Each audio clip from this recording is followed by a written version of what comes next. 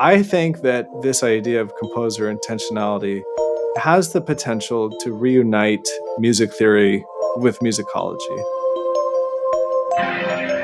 You are listening to And If Love Remains, a unique show spotlighting people, ideas, science, culture, and art. Your host, Mike Lovett. Thank you, Rachel. Welcome to And If Love Remains. This is your host again, Mike Lovett, and we've got the doctor in the house, Dr. Elias Axel Pedersen. Glad to have you back, sir. Hi, Mike. It's great to be here. I love that intro now. It's awesome. It's fun. Now, we also have a good friend of the program. We've had him on a couple of times. Tom Posen. He is our resident Beethoven expert, our resident musicologist. He's the man, the machine, and the legend. I'm excited about it to have this conversation with Tom. Welcome back to the show, Tom. Thank you for having me. I really enjoyed talking with you both. Yeah, it's our pleasure. I wanted to start off, by the way, I know you've had a couple of triumphs in the academic world lately in the last couple of months since we've had you on last. Can you talk a little bit about some of the paper that you had published and what's going on and how's that happening? Yeah, absolutely. So there's been some great news in the Beethoven scholarship world. The Beethoven Journal has been relaunched by the American Beethoven Society, which is run out of San Jose. So they've relaunched the journal as a peer-reviewed journal. It used to be kind of a newsletter, so it wasn't peer-reviewed. So now it's a peer-reviewed open access journal. And I have my first article in there. It's quite a large article. It's normally articles are around, I would say, 8,000 words on average, 8,000 to 10,000. But this one is pretty hefty, sitting around 14,000. But they let me publish it in full because it's a online open access journal, so there's no word limits. And that also means that I got to include some of my performances of the sketches as videos. How cool. Yeah, I'm really happy with the way the publication turned out and very excited to see where this journal goes. That's got to be kind of revolutionary in music scholarship. Like one of the cool things about, obviously we've been dealing with words for forever. And now we get to add the idea of actually, recorded material and I'm sure it's done before, but that's a pretty exciting thing to do that as a paper. Yeah, definitely. I think it's going to become more common over time as we move into the online sphere. And I'm a real supporter of the open access concept because we don't get paid when we publish.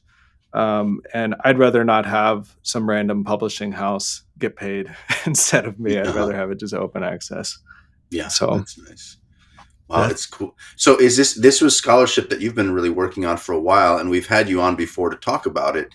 And I'm hoping we can expand on, maybe what's new, what you've added. Maybe there were secrets that you'd told us, and now it's sort of open. So what was in this? Yeah. And what was the topic? Yeah, so there's a couple findings in this paper. One of them, I basically took the stance that I was going to try to understand Beethoven's intentions in his sketches. So I was trying to understand how he composed the work.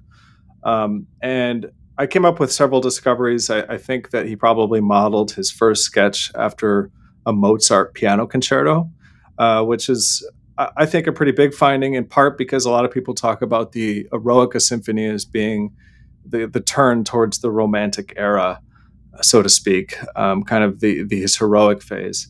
But I really do think that he actually turned back to look at Mozart in order to kind of progress forward. So it's these categories are, of course, just a convenience, but really it's a continuous spectrum. But so that was one big discovery, and then I also sort of tried to think in the composer's mind and in their time, meaning that I tried to reconstruct the sketches and say what's good about these versus like what's wrong with them and what did he change. And so I was trying to really get into his head.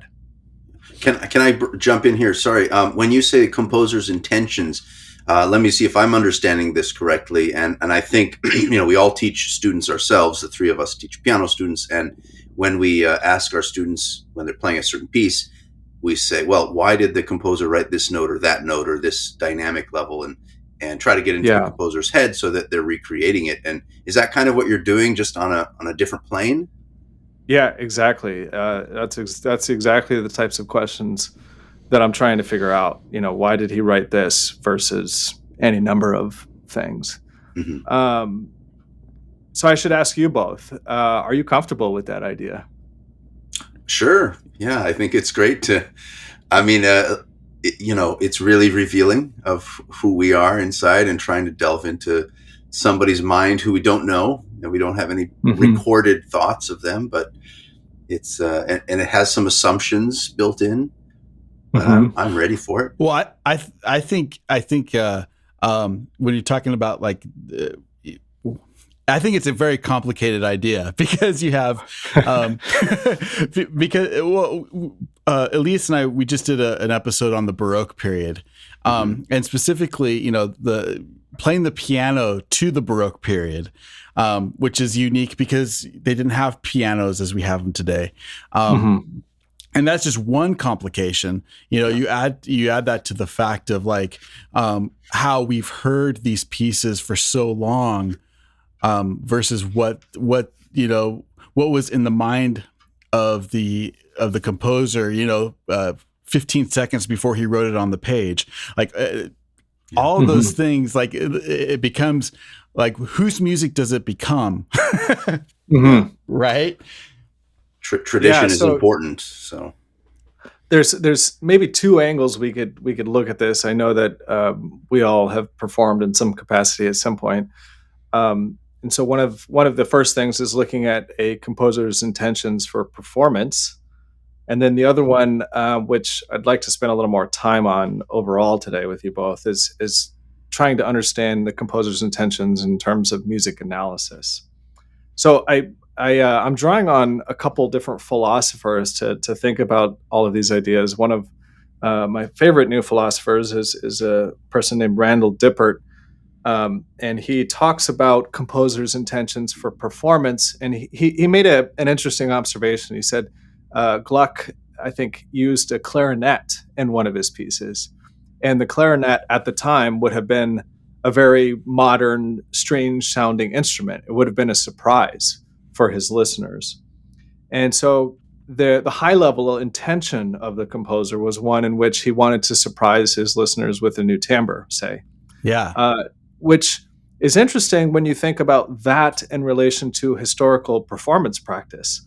Because if you wanted to replicate his intentions in a modern setting, you would have to play that line not on a clarinet, which is common for people, right? That would no longer be surprising. Maybe on a kazoo. Maybe you could play it, kazoo or a synthesizer, or something right. Totally new. And you create kind of a paradox in a sense, because on the one hand, you're realizing the composer's high-level intentions, but you're disregarding their low-level intentions because they clearly wrote that passage for a clarinet. So that's something to consider. And I think that Randall... Okay, I just got to say, I got to take 1 second, and just because my mind just went kaboom. That was pretty awesome. Because, what was the intention? Why does somebody write something? Yes. Yes. Now, yes. So there's a lot of issues with performance practice with this idea of intention and sort of recreating the intention. Now I can maybe pivot this a little bit towards music analysis. So in 1970, the late 70s, around 77, and in the United States, there still is, the American Musicological Society, AMS. And right around 1977, the Society of Music Theory split off from AMS. So it was a group of scholars that were all part of AMS that created a separate sort of sister society called the Society of Music Theory. And one of the goals of the Society of Music Theory was to focus on the music So start with analyzing the music, and then external factors could maybe influence analysis, but the idea was that the music was first rather than the context or the historicism. And so actually interpreting composers' intentions and music analysis has been a more complicated issue in the last 200 years. And so that's why I asked you if you were comfortable with it, because I think if I was berated for a very long time for speaking on behalf of the composer. They would tell me, do not speak, you're not interpreting the composer's intentions because the composer is in their grave decomposing. Right? You can't mind read a dead composer. That's what the epigram saying is. So let's not interpret their intentions. Let's just interpret the work. Have either of you heard that before? Yeah, but actually, I don't know. Maybe I've come to it with the early music movement or performance practice movement. You get all these orchestras with period instruments. I feel that they're almost trying to attack it from the other end. But when you say it's through, like even the term music, when you say let's look at it, or the Theory Society was looking at the music, that is sort of an elusive term to me as well. Is that the sonic experience? Is that the score? Is that the music? Is it what? Yeah, again, this the sonic experience for those living at the time, which we can never really recreate. So that's always, I feel, been a debate, or at least in the last 40 or 50 years, been a much stronger debate about how do we recreate that, because we don't hear it the same way and we don't experience it the same way. So Yeah. I don't know. There's a lot to unpack in there. Yeah. So I'll tell you how I stumbled across this issue, and then I'll tell you kind of what I believe to be the solution to this issue is. So the first question I had was, I've been doing work on the Eroica sketches. So Beethoven died in 1827, and then the sketches were sold. And in 1880, Gustav Nottebohm, an amazing German scholar, published on the Eroica sketches. He actually transcribed many of them, and they're very high quality. And he even wrote up a little essay on them. It's not very long; it's about 31 pages, but he wrote up a tremendous amount, and he wrote so many of the notes down. And then since then, there really hasn't been that much work on the Eroica sketches, and that's surprising given that the Eroica is perhaps one of the most famous pieces discussed in the literature and the scholarly literature. It's a huge piece, both like for its actual size and for what it's caused in the scholarly pipeline. Yeah. And so my question was, why wasn't there more work done on it? And then I went into Nottebohm's analysis, and Nottebohm said some really interesting things. He said, actually, the sketches do not reveal the laws by which Beethoven composed. He said something like, the sketches don't show us his inner spiritual process. And what does that mean? I wonder. Yeah, and so I started to look into that, and luckily there's two scholars that wrote a dissertation on that topic, which I can talk about in a little bit. But actually, what happened in the 70s, right around the time of the Society of Music Theory, there was a huge debate in Beethoven's sketch studies about whether or not the sketches held any value for our interpretations of the final work, or even Beethoven's compositional process. And one of the leading sketch scholars, Douglas Johnson, said, I don't think that these sketches are that useful for analysis. And he went back to Nottebohm and said, you know what? They're not showing us what we thought that they would. So clearly, here in 2022, when you start a new sketch project, you have to justify why you're doing it in relation to all of these sort of counter efforts. And so that's where I got into this whole intentionality idea. And can I ask you like, why would analyzing a sketch not be indicative of what the composer was intending? I mean, if that's like, or what was their reasoning pre-draft, for it? Or what were they? Why would they say that? Yeah. So the first thing, I'll do a little history going through the eras, which would be kind of fun. So in the 19th century, they came up with this concept of the organic work. So the 19th century, the idea of the organic work is also tied with this romantic myth of genius. Yeah. And you can think of with Goethe. So Goethe at the time, he was a poet, but he was also kind of a scientist. He was studying plants, and he was trying to figure out how plants developed. And he thought there might be sort of an Urpflanz, so like a main plant, like the seed upon which all other plants develop. So he was studying the plant metamorphosis and sort of the organism just kind of grows itself, right? That's and so this metaphor of the organic autonomous organism became really popular in music circles. And Nottebohm and A.B. Marx and other scholars picked up on this organic idea. And the organic unity of a work sort of became the yardstick for the aesthetic worth of an artwork. It's sort of the heroic, genius. Yeah. In a way, it's that individualism really came to the fore, and I think we're maybe on the tail end of that. But yeah, the individual and the heroism of that is very important. Yes. And so it created a kind of a predicament, however, because the idea that the work sort of became an autonomous living organism, right? Mm-hmm. So it has its own, but the funny thing about organisms is that they grow up by themselves, right? Like they eat and so forth, and then the plant just kind of develops. And so then this created a predicament about, well, what's the role of the composer?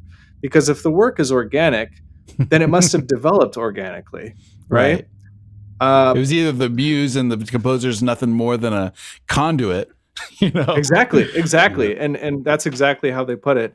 And Soli, another scholar, she says something about like the actual score, because that's an inanimate object. I mean, it's not living, or is it this aura or the idea of the music that's sort of an ethereal philosophical idea? Yeah, I mean, we'll have to definitely solidify at some point what the work is, so to speak. But I think for now we could say that roughly it's the score. Okay. Yeah. Okay. But yeah, so the general conception in the 19th century was that the work is like this organic thing, and then the way that Nottebohm characterized it is that Beethoven had some sort of spiritual process whereby he brought the work to life. And it's less about crafting the work and more about discovering it, which is also based in this kind of Platonic idea where the work exists in this kind of realm of ideas and forms. And then you can pull see it that out of it. Like like Michelangelo, I see the stone, I saw the statue within the stone and removed the excess, that kind of idea. Yeah. Exactly. And so the idea that Beethoven is a genius gets tied in with this sort of theological method of discovering organisms, in a sense, musical organisms. And so then if the work develops organically, then how could the sketches show that? They couldn't. They would, like, the spiritual process that happens in his head, presumably, would be one that is we could not explain, because we don't understand why these things, what it means to develop organically. So then what's the purpose of the sketches? Yeah, the purpose for Nottebohm is quite stunning, to be honest. He did so many transcriptions. He was a composer himself too. And he says, ultimately these sketches are useful for the biography of Beethoven. So kind of dating his works and figuring out when he was composing what and when. But that's fine for a scholar, but what's the purpose for Beethoven? Kind of makes sense, but yeah. Yeah, right. Yeah, so that's the 19th century romantic myth of genius. Okay. Now, these ideas have continued, and actually they were amplified in the, like, let's say around 1950 or so. There was a very famous essay and literary scholarship by W.K. Wimsatt Jr. and M.C. Beardsley called The Intentional Fallacy. Have either of you stumbled across that? I haven't heard that. Okay, so this was a pretty landmark essay in literary criticism, because it said that, this is a quote, the design or intention of the author is neither available nor desirable as a standard for judging the success of a work of literary art.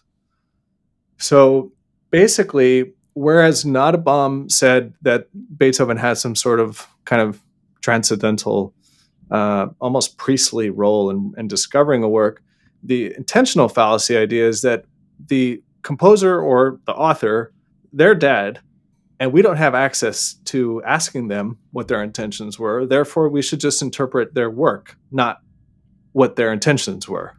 Okay. Now, this idea became so popular and widespread, it spread into music theory, and you start to see citations of this article in the mid 70s by figures like, especially by Beethoven scholars like Philip Gossett and Joseph Kerman and Leonard Meyer. And so this becomes the kind of the backbone, in a sense, at least in my view, of the formation of the Society of Music Theory, because it's like, if we can't access the composer's intentions, well, then let's not worry about that. Let's just study the work. Okay.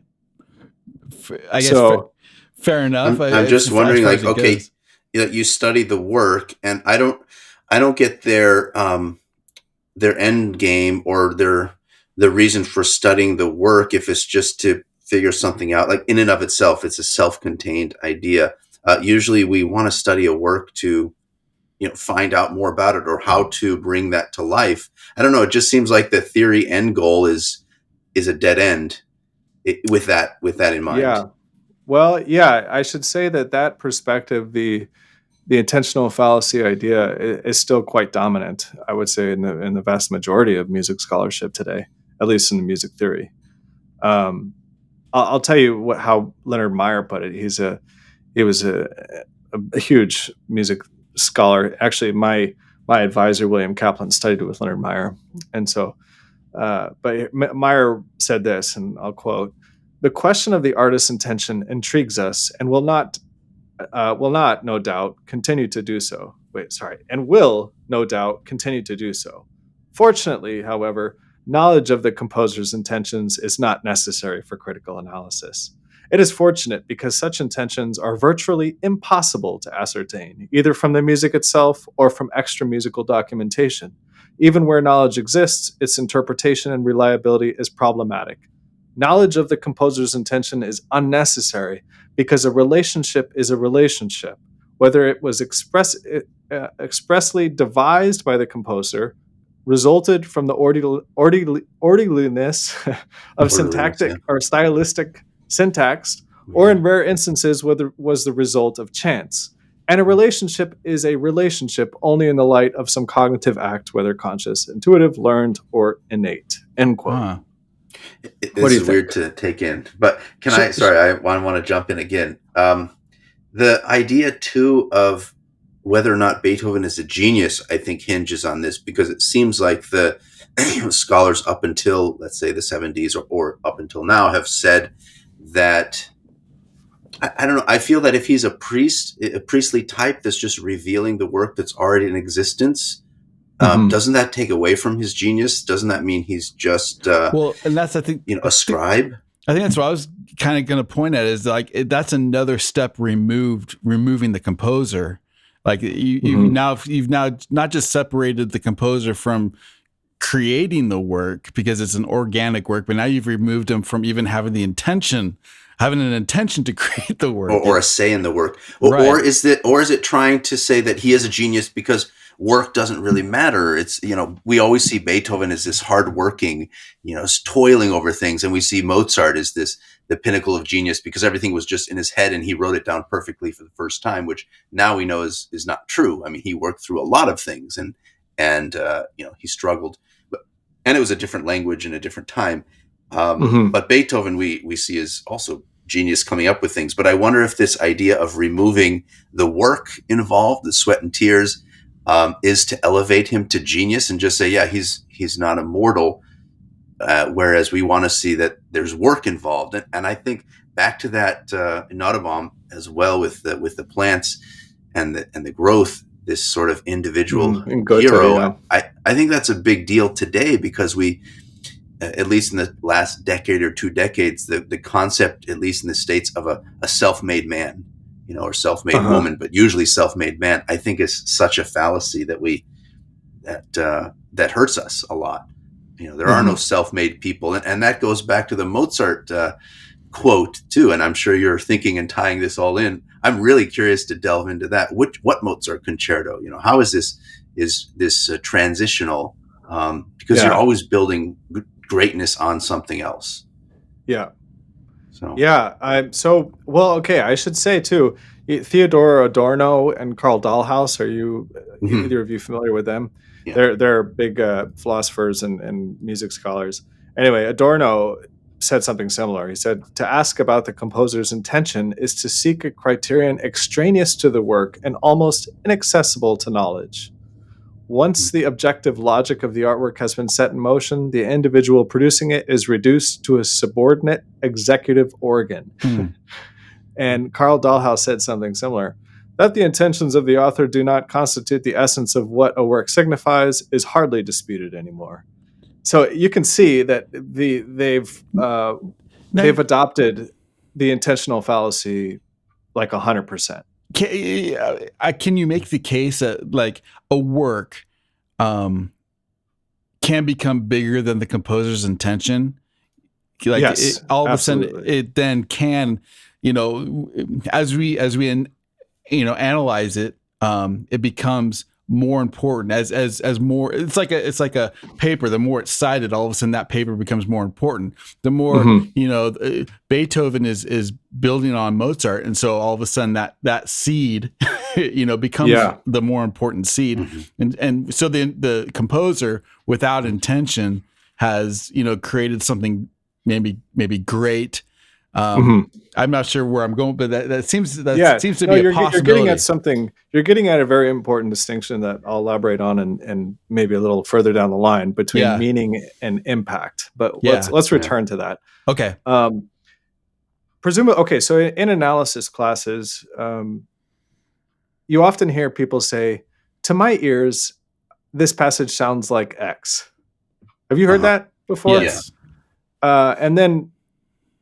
But there's a very funny thing that happens in analysis classes because a student says, so when I listen to this passage and they're analyzing it with the score, right? So they have the chords and they're looking at it and they say, to my ears, like I'm interpreting it like X, Y, and Z, right? Then the professor says, oh, but yeah, I'm not hearing that. They say, that's what they say. And then they say, it's like this. And then they give reasons why X and whatever.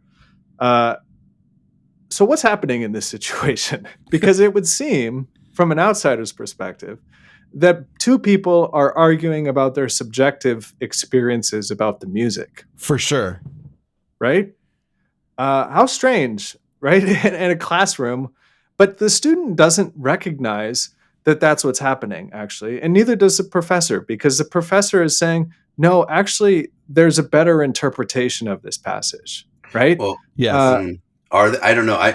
Maybe, and I'm just thinking about now teaching kids, and we did this exercise with a piece. Sorry to interrupt. And I've known the piece, and I've taught the piece. Ravel, and people would hear it, and I would say, "Well, what are your thoughts and feedback?" And it's high school, so there are no wrong answers.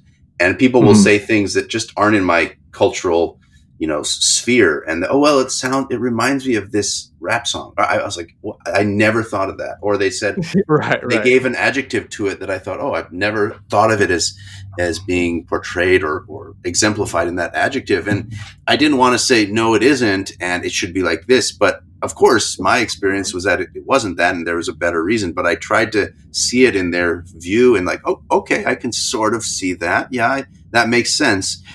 So maybe we can have two things coexisting, my idea of what it is, and I can tell them what my idea is because I've had a lot more experience with this kind of music and what the traditions are. And maybe, we can both inform each other, but I don't know. I don't see any clear cut. But I think when you get to like when a professor is trying to teach a music student what, a passage is, as you described this scene, these are students that are there trying to suck up knowledge to learn like what do I not know yet, and the professor is telling them, well, you didn't hear that correctly. Right. Yeah. Yeah, and this is based on the intentional fallacy. I think actually when you look, and I'll get back to your point, Elias, too, but when you look at what's happening, what's really occurring is that the student says, and this is an intentionality focused locution of what I previously said.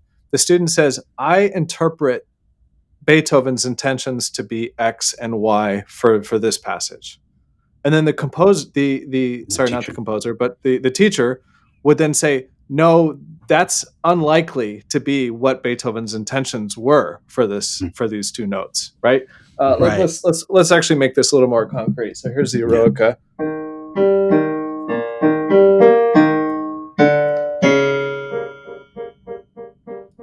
Okay, so the question is this: it's an E flat,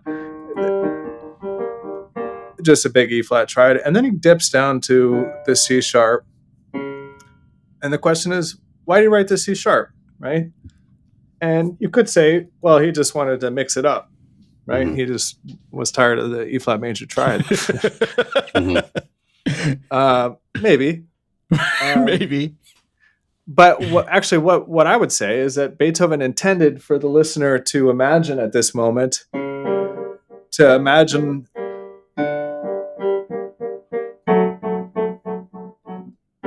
a modulation to another key. And actually, when you look at historical sources, that's exactly what they said. They said when they got to the C sharp, I imagine that we were modulating to another key.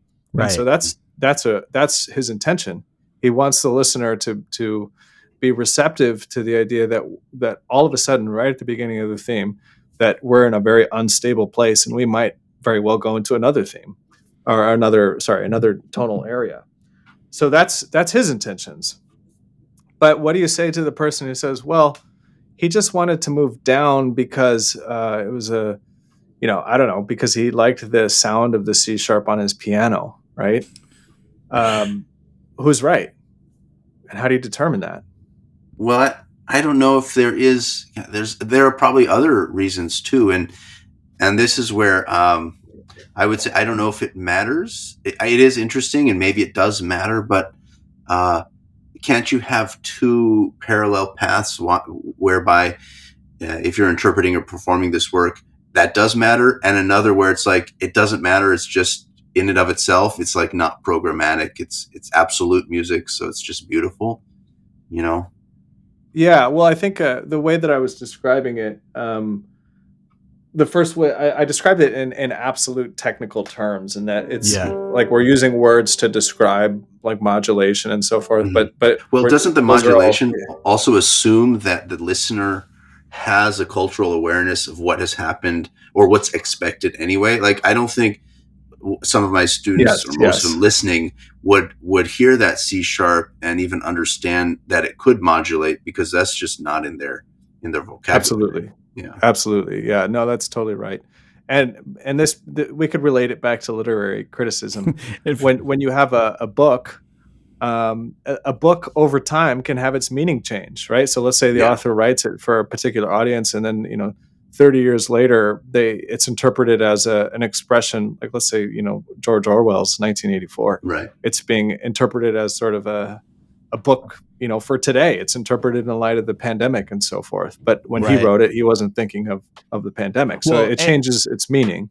And different people interpret it, like somebody with maybe a little bit more left mindset would look at that book differently than somebody with a more right mindset. Absolutely.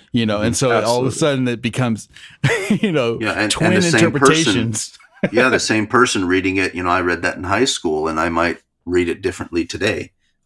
Yes. So now here's where we can return back to this idea of meaning in the work versus its impact. Mm-hmm. So the meaning of the C sharp is one that Beethoven gave the C sharp, but the impact of the C sharp, how we might interpret it later on, how it might make us feel, how it might relate to other works and so forth. That's its impact. But I think distinguishing between something that is intrinsically intended by the creator versus something that is freely interpreted is the impact. And that I've taken this from John Farrell. He writes on authorial intentionality.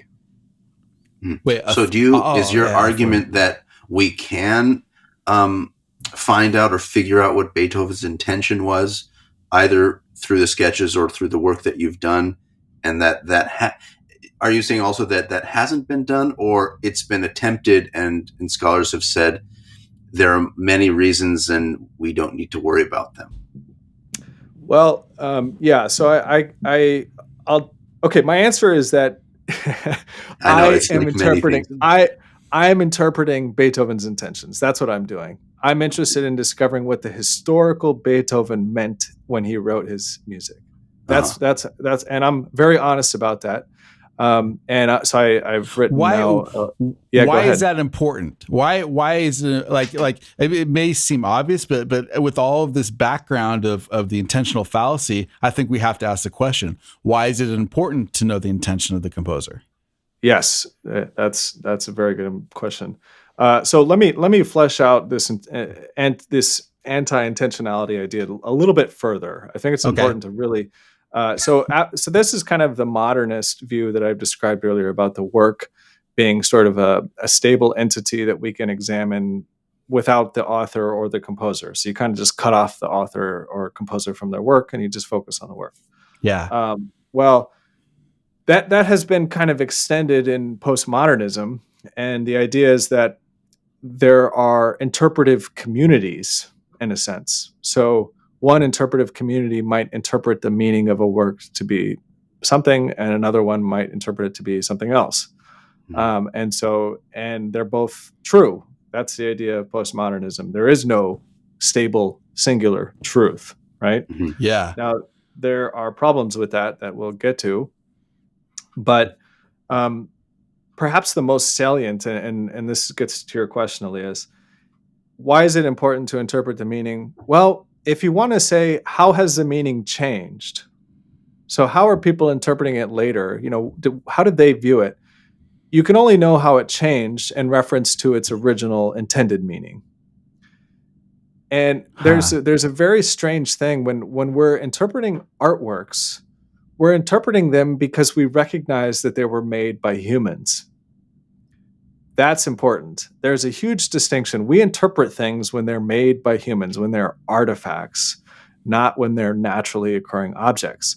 Now, the funny thing is that music scholars have tried to approach music as scientists approach natural phenomena. So studying things out there, right? So if you study earthquakes or whatever, you're a scientist.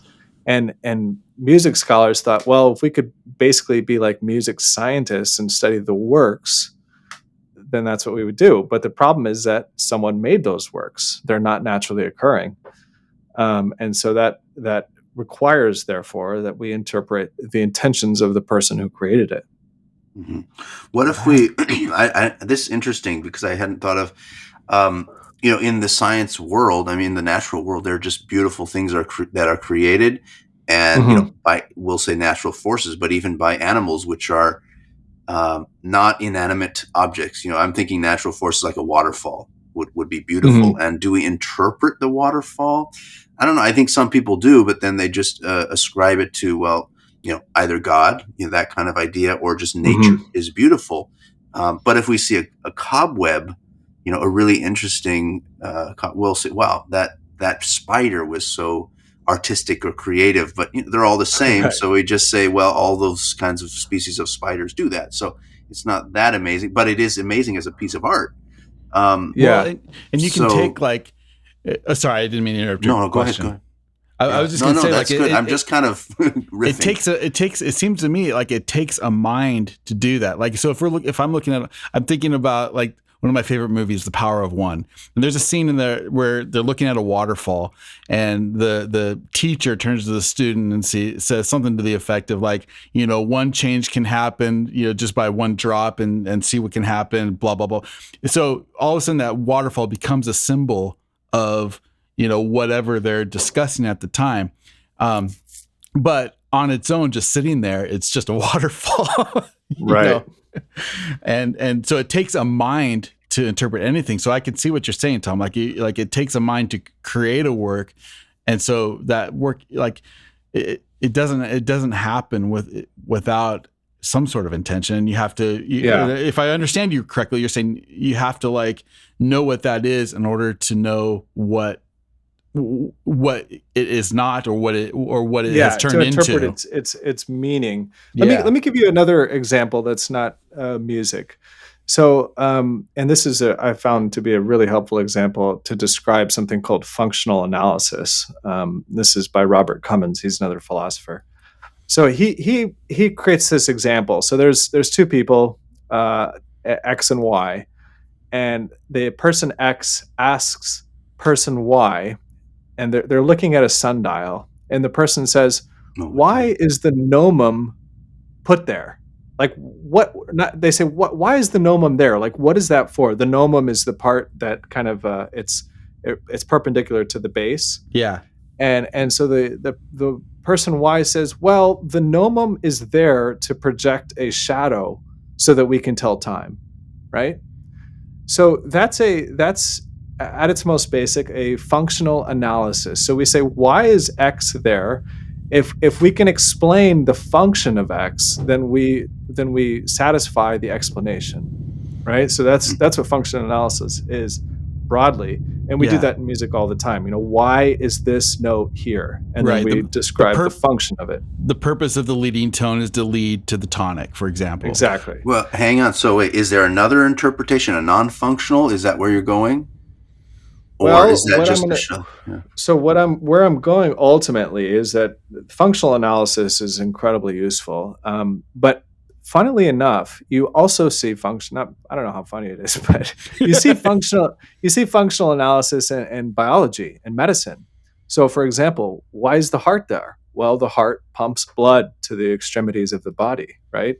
And so a lot of medicine it uses this terminology, but we have a problem because when we say, well, why is the heart there? Well, it pumps blood. Okay, well, why is it pumping blood? Oh, it's for the organism because it needs blood. Okay, well, why does the organism need blood? And we get to this teleological problem where we basically have to describe the function of the organism, right? Mm-hmm. And then it's like, well, yeah, why is it living? Yeah. Like who made this live? Was this? And then basically there are two ways to do it. One of them is theologically, and then the other one is biologically, and both are debated heavily. And then you get into the deep dark realms of philosophy. Now you're in metaphysics, all just like that. Exactly. Yeah, in a snap of your finger. It's a little kid always asking why. Yeah. Yeah. Now let's turn that back to the sundial. You can satisfy the functional analysis because you recognize that someone put it there. So someone put the gnomum on top of the base to project the shadow, right? So actually, when you're doing the functional analysis, you're interpreting the intentions of the person that put it there. Right. And so when we look at a note in a score and we say, why is the C sharp there? That means that we interpret there to be some intention behind the C sharp. Mm-hmm. Yeah. And that intention lies with the composer. Well, I wonder if that's because of an expectation of what's sort of in the realm of typical. What I mean is we've just had a lot of notes outlining E flat major, and then something that's outside of that box. And I remember talking with one of my students a long time ago, an adult student who had some interesting things. And Mike, you mentioned the leading tone, always leading to the tonic. And we would have this discussion like, why? Why does it have to? I would play a 5/7 chord. And I was like, see, it kind of goes to this naturally. He's like, why? And I would say, well, it can't go to this like a Neapolitan or something. It just sounds weird, whatever weird means. He's like, well, I don't see why not. Saying there, if I had to put a judgment on them, there's no inherent reason why one is better than the other. And I said, well, there are certain rules and traditions, and that's tough you have to have some basis and definition to and that goes back to like, what are you trying to communicate? Like that leading tone goes to the tonic because it communicates like a home base. It's going there. And so if you go somewhere else, that means you're subverting that home base somehow. Yeah. If you define that as home, maybe some other tonality could be seen as just a different home. That's what part of his argument was. And also you say about this intentionality of the composer, why did he have that? What if there are multiple reasons? It's hard to know the change of meaning if we don't have this singular kernel or truth of it, but what if that singular kernel isn't singular? It's multiple. Yeah. So yeah, it might very well be. So one of the things that happens that sometimes people use to discredit this idea is there's two things. They talk about the conscious decisions of a composer, and they say, well, maybe they wrote this unconsciously. So I can defend not a great against argument. that. Yeah. But also they also say, like let's say a passage, a listener hears it in two different ways, and if there is a possibility that the composer intended for the music to express two different interpretations. And in fact, in many 19th century music, I have a paper on Gershwin where he makes the music appear to express two different keys at one time. So that seems to be his intention. I think most of the time there's a stable interpretation, but certainly it's a possibility. But we would see it by interpreting the intentions of the creator behind the work. So let's get to this this idea of conscious and unconscious. Yeah. So the unconscious and unconscious is a funny one. So Brahms. I think it's the Second Symphony. The first and last movements have a similar sounding theme. And Leonard Meyer asked the question, so we observe this relationship, right, in the first and last movements. So how do we know if Brahms didn't do that by accident? Right? What if that was the result by an accident, or whether it was unconscious or conscious, right? So there's three things that we need to untangle here. The first one is that conscious and unconscious actually turns out to not be a very helpful distinction. So when I'm writing a sentence, for example, I'm thinking about the meaning that I want to express in the sentence. So that would seem to be my conscious focus. And you might think, well, all of the fingers that are pressing those keys when I'm typing, those are unconscious actions, right? Mm-hmm. Yeah. But then if you're a copy editor and you're reading my sentence and I misspelled a word, you would correct it because you would assume that I intended to spell that word correctly. Right. Mm-hmm. Right. So even the smallest parts are intentional. They just may not be at the center of our focus. Yeah. Now, the other question about the accident is slightly more complicated because it has a sort of it puts the cart before the horse. And so consider, and this is another example that John Farrell uses that I love, the difference between a wink and a blink. A wink is something that we interpret because we interpret it only because we assume it to have intention behind it. Yeah. Right. But otherwise, we don't normally observe blinks. Yeah. And they happen all the time. And so there's a difference between something that is a intended action and something that is an event. And so if we notice a relationship, we've decided that there's some intention behind it. Yeah, that's right. Because we're interpreting it. Yeah. So and even if it was an accident or a mistake, even, that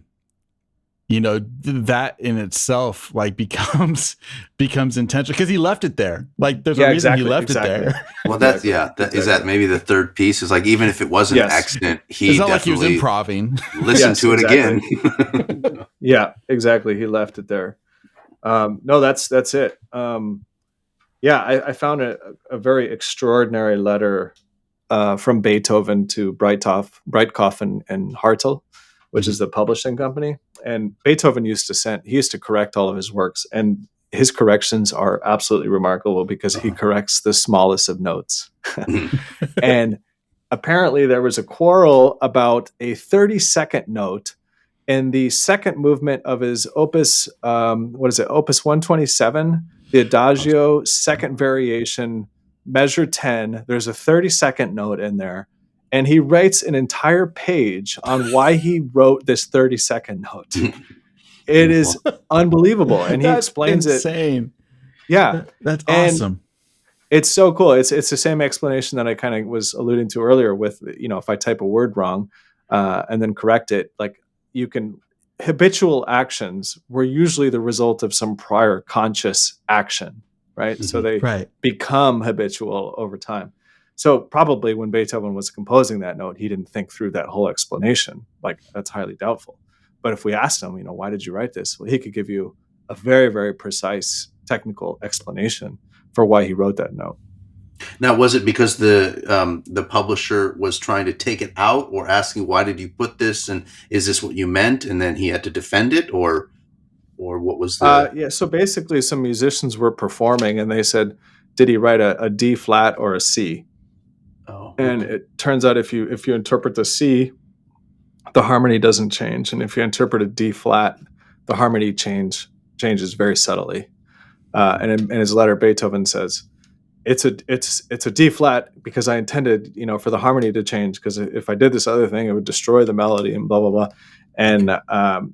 And then he says, I'm so glad that some good musicians interpreted my intentions correctly. What's interesting about this is, so at least in that case, he answered the question. But there, I remember dealing with my thesis topic, which you know very well, with Mussorgsky. Mm-hmm. There are different lineages, if you will, of the truth that come down to us based on, who wrote it or who didn't. And he was a very raw composer, and not as maybe refined as somebody like that Beethoven. He didn't toil or work through things, although I'm sure he did. And there are some sketches, but a lot of his works and notes were corrected, and that's how it's come down to us. And there's still debate, is this a C or this a B flat? And I think in the sketches I've seen, it's very obvious what it is. And yet I've seen some very good editions that say it's very obviously not that. I'm like, well, how on earth did you read that? Yeah, that's really fascinating. There's another issue about all this intentional stuff too, about what they intended, because a composer can change their intentions over time. There's a very famous one in literary scholarship today that I think would resonate with a lot of listeners, and that's with Harry Potter. J.K. Rowling was asked if Dumbledore had been in any relationships or had any loves, and she said, well, no, I've always thought he was gay. Wow. And so then big fans, there was a huge debate on the internet, because the question was, well, I didn't have that interpretation of Dumbledore being gay at all in the text. Like, it never. And so then you go and scour the text and you look for, are there any clues to this? Yeah. Right. And the scholars, basically, there isn't anything. He's rather asexual, if not completely asexual in his depiction. And so then the question is, well, what do we do about that? Yeah. The author just said, are we supposed to interpret Dumbledore as gay now? And what does that say about J.K. Rowling? Yeah. And what does that matter? How does she see gay people all of a sudden? All of a sudden, all these other questions come up. Yeah, same thing with the goblins, and I've heard with Gringotts and the Jewish stuff. She's come out with some not so positive, let's say, views, of Jews, let's say, and so that's seen as, okay, well, maybe it's not good writing because of that. It's very hard to separate the man or the woman in this case from the art, from the man from the music, like now, Wagner. There's a couple ways to look at the is Dumbledore gay question, and luckily there's been some scholarship on this, and so hilariously enough, I discussed whether Dumbledore is gay in my dissertation. Wow, that's awesome. Yeah, I didn't think that was going to make it in there, but it certainly did, because it makes a very poignant point, and that's that even authors or composers can be deceiving about their intentions. So, if someone says, well, what did you intend here? Well, I wanted to, maybe a composer would say, I wanted to invoke the celestial bodies colliding, whatever. Right. Like, we can interpret whether that intention was true or not by examining their work.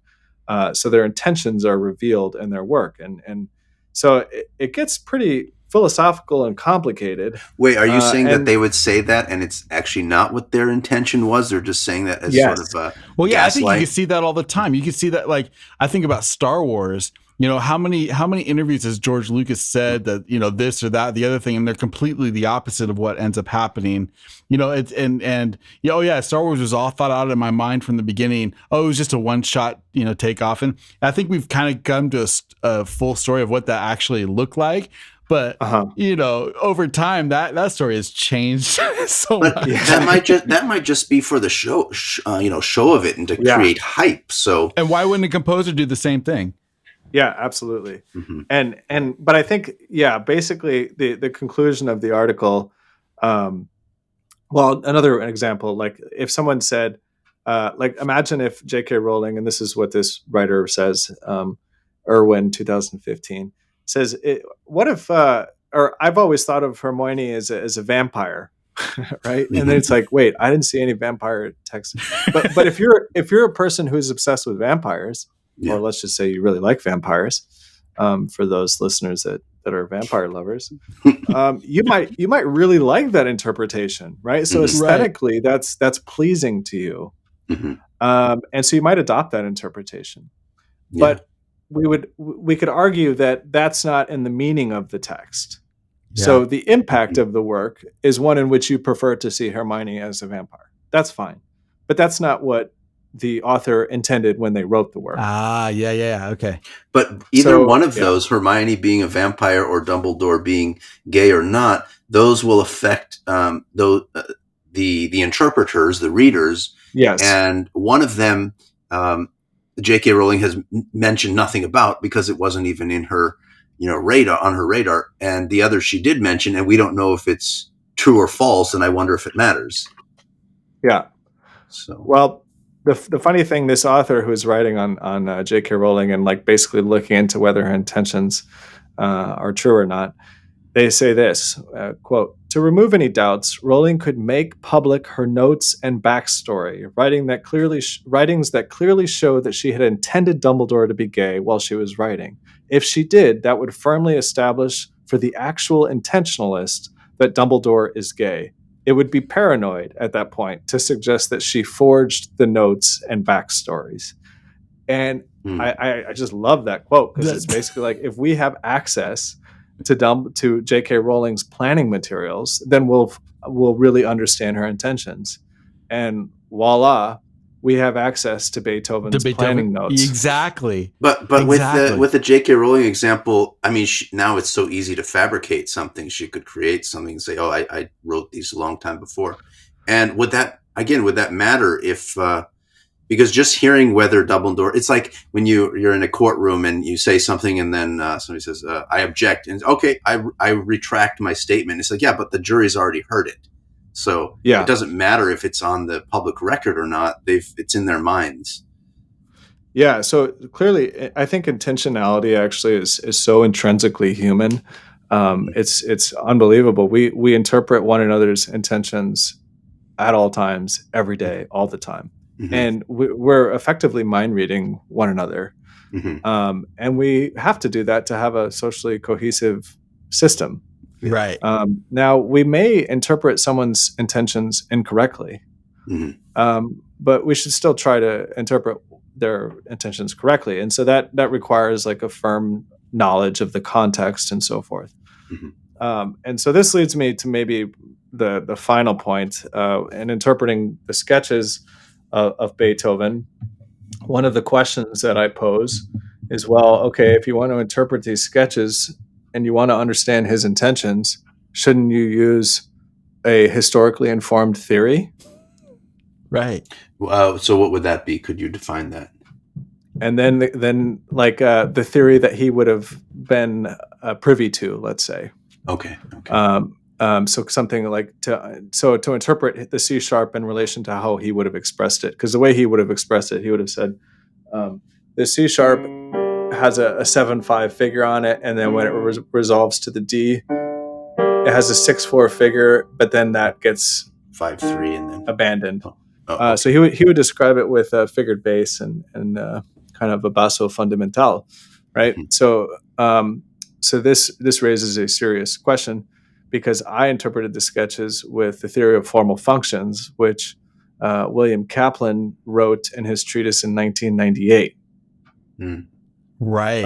So it would seem to be, at first glance, that I'm using a theory that's anachronistic with Beethoven's own compositional Right. Well, process. how do you put that, square peg in a round hole type thing, right? Yeah.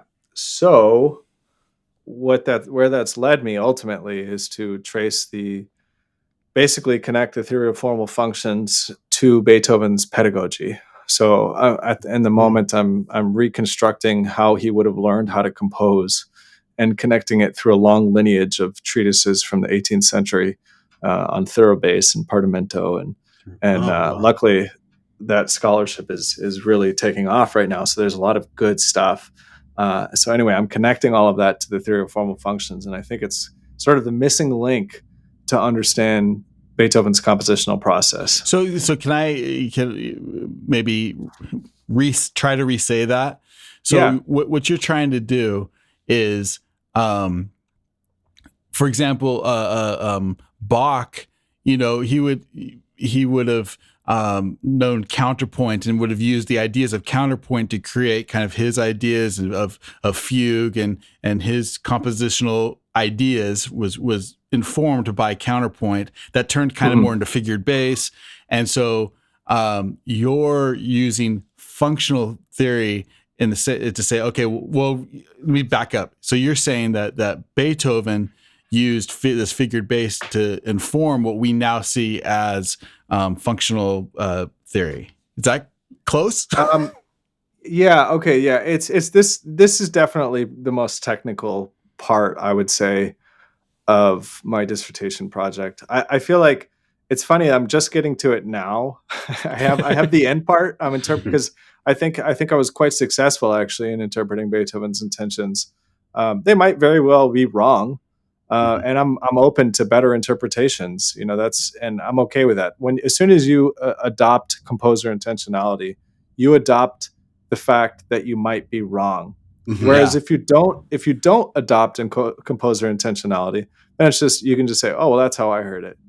But actually, I don't really care how anybody heard a piece. Like, we can all have our own subjective things, and that's fine. Those might be interesting. That's a but healthy attitude there, Tom. Yeah. Right. And so, yeah, I mean, I'm kind of pushing back and harder than necessary, really. Right. But yeah. Okay, so the theory of formal functions that is a specific type of functional analysis used to study this classical music, basically. And it's used to say, how is a particular part of the music expressing its temporality? And I think I mentioned that on the last podcast or at some point, sort of like, in the middle of your day, while you're eating breakfast, you can have a beginning part of your breakfast ceremony, right? Right. For me, it's espresso, and then, whatever. And so, but the breakfast, so that's the beginning of your breakfast, which is the beginning of your day, which maybe is in the beginning of a week. Anyway, time can be expressed in very complicated ways. It's hierarchical, and so it's basically, the theory of formal functions is a mechanism for describing how parts of the music express their temporality, their sense of time. And so basically, I'm connecting that theory to the pedagogy, to this historical kind of, how Beethoven would have actually learned how to compose. And I think that one of the other missing links is that Beethoven learned the vast majority of how to compose while he was in Bonn. Most people focus on when he went to Vienna to study with Haydn and Albrechtsberger. He was supposed to go study with Mozart, but unfortunately Mozart died too early. And so everybody focuses on those, but actually he learned the vast majority of his composition in Bonn with Gottlob Neef, who was an organist. That makes sense with his earlier training. I have a quick question. Sorry to butt in here, but I'm just thinking that, so are you saying that with this formal, what did you call it now? I can't remember the formal analysis type. Formal function. This analysis, which is sort of a new-ish theory that Beethoven wouldn't have been privy to. You're trying to sort of superimpose or use that analysis method to look at his works as opposed to an analytical method that he would have used or been privy to at the time. Is that sort of like, I'm thinking, remember a few years back, the Fermat's theorem, where we always, we read that he solved it on the borders of one of his pages or something. And it took this mathematician, Andrew Wiles, 300 some odd pages and modern computer technology to actually solve it in a reasonable way where we would say, yes, it's solved enough. Is that kind of what you're trying to do with Beethoven, with this analysis? Yeah, I think to put it simply, and if I said this without all of the 300 pages that I've been writing, I think it would sound alarming. Okay. And that's in part why I've had to write 300 pages on this topic. But the essence is that I think Beethoven actually thought using in a similar way to how the theory works and describes everything. Like I actually think he's thinking like that. And so I think that the theory is successful in part because it actually connects with how he was conceptualizing the music. And you're saying that oh, go ahead. I was gonna say, you're saying that because of his the pedagogy that he received, that he had in Bonn, with his organist. Yeah, that's part of it, and yeah, it's this is the hardest part, I would say, of the dissertation right now, because it's a matter of connecting, because it's a translation issue, right? We're using new words to describe some of this stuff, and so I have to say, well, this new word is actually just the same as this old word, more or less, and he wouldn't have used the same terminology necessarily. But just because we're using different terminology, if someone says a bike and a Fahrrad, like that's a German bike, they're both bikes, right? So it's a translation issue rather than an issue of conceptual difference. Yeah. So then, not to undermine the whole, Kaplan's work and things like this, but he made a name for himself with this new way of analyzing. And is it not a rehashing, but a reinterpretation of a way to analyze that Beethoven and others did? It's just, okay, well, this is actually what they were doing. Is that kind of what he's saying? Yeah, I think it's like it's a refinement and a synthesis. I think that sometimes when we act and we use our intentions, these are good questions, by the way. I haven't worked these out fully. But I think when we act with intentions, we may not always be efficient in the way that we try to accomplish our goals. Yeah. I'm over time. Go ahead. Yeah. No, go ahead. Well, yeah. Let me. Okay. So I guess over time we come up with more efficient ways of accomplishing our goals. So like our intentions, basically, right? And so I think, if I got to sit down with Beethoven, I said, okay, here's how I'm interpreting this passage, blah, blah, blah, blah, blah. And he'd say, well, and if I could speak his language and use his terminology, my impression or my thesis is that he would say, yeah, that's exactly it, right? That's what I intended. Gotcha. And so you have to reconstruct the history. That means that I have to open his mail, quite literally. I have to look through his letters and, kind of like, what's he writing about? How's he thinking? And then where is he training? I'm studying the pieces of Neef. I'm analyzing some of his pieces. Have you learned enough German to? Well, you speak German fluently, so it's fine. I speak German pretty well at this point. I bet. Yeah, and you'd have to. It's you pretty much have to. But luckily, the letters were translated, and one of the but things, it's a special 19th century version. Sorry, it's also old German. Yeah. Oh, honestly, I've been reading Fracture treatises lately, and those are fun. For readers who don't know what Fracture is, it looks like hieroglyphics, but it's actually German. Man, but that was a real surprise when I was like, oh my god, I have to do this. Wow. Well, one of the things I always get hung up on, and it's just something I have to come to terms with, and we all do, is with hindsight, it's so easy to say, like, all the work that, let's say, Kaplan did, and now you're building on that. And when when you're done, we'll probably have the same sort of view maybe 20 years later. But whatever he came up with 20 years ago, it's so easy to say, well, of course, why didn't somebody come up with that even earlier? I'm surprised that somebody didn't come up with that 1 year after Beethoven wrote the piece. There would have been plenty of people at the time to talk to and say, hey, this is what we're thinking about. Oh, this is called form function. And, why did it take 150, 200 years to come up with that? But there's the same thing in sports. Nobody can even believe how somebody, let's say when was Bannister, like in the 30s or 40s, I don't remember, who broke the 4-minute mile. Nobody could just understand how that would be possible. And then he broke it, and then everybody broke 4 minutes. So many people after that. It's like, well, obvious now to see how it's possible, but nobody did at the time. So that's why it took so long. Yeah, well, I think this is one of the things too, is that Beethoven's at the forefront of formal innovation in music. And on a future podcast, I have some really fun examples, like the Opus 31, number 3, The Hunt. Bum, ba, bum, bum, ba, bum. Yeah. Oh, I played that for an audition. Yeah, it's a fantastic piece because he starts out the main theme with a cadential progression. It's like, what is this about? And it turns out all of the themes are cadential progressions, and which requires him to like rearrange the structure of the, like he pushes it. And so I think the theory lags in part because he's the one that's pushing these forms.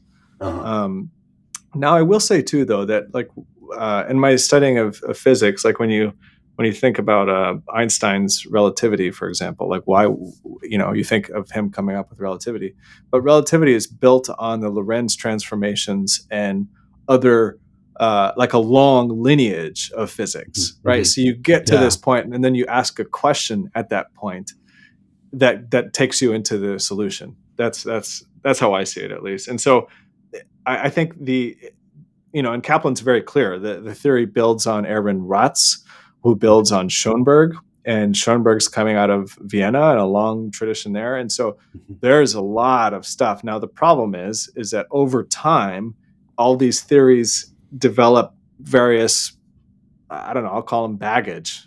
Like they're evolving, and some people pick up certain baggage and some people pick up other stuff. And then sometimes that baggage diverts our attention, into another idea. And sometimes it's a philosophy. And so at the beginning, we were talking about, Nottebohm's philosophy of the organic work. I actually think that the organic concept is an interesting one because it allows you to look at the work and say, like, how does this all fit together? But I think it prevented Nottebohm from further inquiry. And I think in the 40s, the intentional fallacy and everything and all this other stuff has prevented people from trying to make some of these connections because they figured they didn't have access to the intentions of the composer. Yeah. So there's a lot of reasons, philosophy being one of them. Yeah. Well, just to kind of we could go. We're definitely going to have you on again, Tom, because this is this is really interesting. I'm curious what maybe what kind of feedback have you got? Well, I guess two quick questions that I hope are quick, but maybe not so much. Do you see in music your kind of pushback against like these postmodern ideas? Do you see that happening, and how is your work, along with maybe others, being received by those of different schools? Yeah. Okay. Great question. So I don't know yet. So fair enough. Now, I should say that Professor Kaplan, William Kaplan, he is a anti-intentionalist. So I'm writing this chapter mostly to convince him because he has to read it. I would love for other people to read it too, but I know that he'll read it. And so, and he's an anti-intentionalist because he learned it from Leonard Meyer, with whom he studied, and also Karl Dahlhaus. And it's part of his generation, part of many professors' generation who grew up in the, studying in the 70s. And so I'm very curious to see, I've submitted this to a conference, and would love to debate this topic. I think that this idea of composer intentionality has the potential to reunite music theory with musicology, in part because it asks us to connect music analysis to the composers. So connect works back to their composers. And as Joseph Carman would say it, if you want to study an organism, you have to also study its ecology, like where that organism is, because that its ecology influences the formation of the organism. And so I think if you reconnect the work to the composer, then you reconnect historicism and functional analysis. They really are codependent.